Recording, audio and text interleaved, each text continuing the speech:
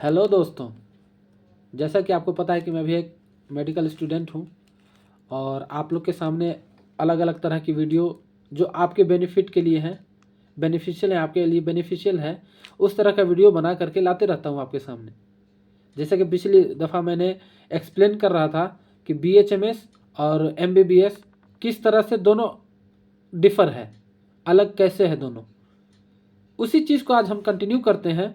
अगर मेरी वीडियो अच्छी लगी हो तो इसे लाइक करें, शेयर करें और आप अगर चैनल पे नए हैं तो सब्सक्राइब करें ताकि मेरे और भी इंफॉर्मेटिव जो वीडियोस हैं आप तक जल्द से जल्द पहुंच सके।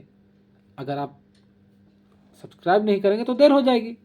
अच्छी नॉलेज जो है वो लेनी चाहिए।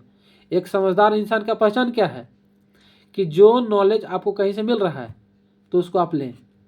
नॉलेज ही दुनिया का सबसे अहम चीज़ है। Without knowledge you are nothing. अगर आपको नॉलेज नहीं है तो आपको नथिंग का मतलब भी नहीं पता होगा कि नथिंग क्या होता है। तो इसी चलते मेरे चैनल को सब्सक्राइब करें ताकि किसी तरह का इन्फॉर्मेशन आप तक पहुंचने में डिले ना हो।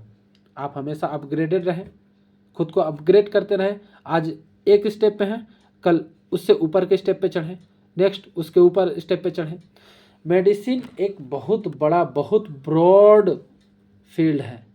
ऐसा नहीं है कि भाई एक कखारा का बुक लिए, उसको याद किए, पढ़े, हो गया। नहीं, यहाँ हर रोज़ मतलब हर रोज़ यहाँ पे रिसर्चेज होते हैं, हर रोज़ जनरल रिलीज होता है।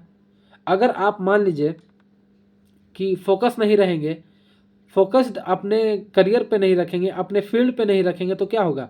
कोई रिसर्च हुआ, उसका क्या रिजल्ट आया, किस पैथोजन के अगेंस्ट एंटीबायोटिक बन रहा है, हर रोज़ जो नए नए मेडिसिन बन रहे हैं उसका एक्शन क्या है, हर रोज़ नए नए तरह की बीमारियां जो आ रही हैं उसका इलाज क्या है। तो इस वजह से आपको अपग्रेड रहना पड़ेगा। ऐसा नहीं कि आप इतना जान लिए तो बस इनफ, ए से लेकर जेड तक जान लिए, अब जितना भी इंग्लिश में आएगा वो ए से जेड तक ही आएगा, ऐसा नहीं है। यहाँ पे हर रोज़ अल्फ़ाबेट्स, अगर हम मेडिसिन में मेडिकल फील्ड में अगर हम क्या कहते हैं कि दवाइयों को या पैथोजेंस को या डिजीज़ को अगर हम अल्फ़ाबेट लें तो हर रोज़ नए नए अल्फ़ाबेट्स आ रहे हैं। ए से जेड तक नहीं, ए से Z, Z A, Z B, Z C, आगे बढ़ते जा रहे हैं। तो उसके लिए आपको ज़रूरी है कि आप अलर्ट रहें, जागरूक रहें, कि कोई भी नया इन्फॉर्मेशन हो आप तक आसानी से पहुंच सके। ठीक है, मेरी बात को ध्यान से सुने, समझें।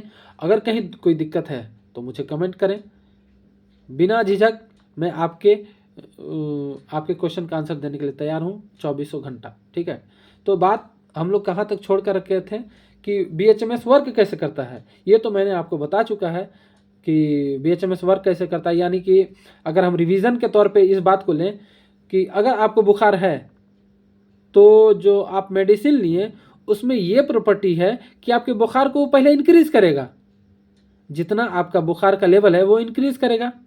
उसके बाद जब आपका जो कॉज है, जो एक्चुअल अगर पैथोजेनिक है तो पैथोजेनिक, अगर कोई फिजियोलॉजिकली है तो उसके वजह से अगर बुखार है तो वो जाएगा। फिर जैसे आप मेडिसिन लेना बंद करते हैं वो बुखार जो टेम्पररी था वो डाउन होकर के आपका नॉर्मल स्टेज में आ गया। यानी कि आपका बुखार भी गया और जो कॉज था जिसके वजह से आपको बुखार हो रही थी वो भी गया। अब बताइए इसमें कोई आपको ये है साइड इफेक्ट के टेंशन कि भाई साइड इफेक्ट ना हो जाए कहीं? सेम चीज़ वही कर रहा है। अगर आपको दर्द है तो दर्द का दवा देगा, लेकिन कैसे देगा? वो पहले बढ़ाएगा दर्द को। आपने भी सुना होगा कि अरे भाई मेडिसिन तो लिए लेकिन दर्द और बढ़ गया। अगर आपका दर्द और बढ़ गया यानी समझ लीजिए कि आप बेस्ट मेडिसिन यूज़ कर रहे हैं। अगर आपके सिम्टम्स बढ़ रहे हैं, प्रॉब्लम बढ़ रही है मेडिसिन लेने के बाद, तो समझ जाइए कि बेस्ट मेडिसिन है आपको मिला है, बेस्ट मेडिसिन आप यूज़ कर रहे हैं। नहीं तो क्या होता है कि लिए कोई फ़र्क नहीं हुआ। अगर कोई फ़र्क नहीं दिखा आपको तो जान जाइए कि वो मेडिसिन आपका मतलब समझ सकते हैं क्या कर रहा है वो। यहाँ पे बहुत इतनी मेडिसिन्स हैं, इतने मेडिसिन्स हैं कि हम लोग समझ नहीं पाते कि कौन किसको क्या दिया जाए। लेकिन हाँ, उसके लिए है, फिर आप रिपर्टरी पढ़ें, ऑर्गेनन पढ़ें, लॉ बुक पढ़ें।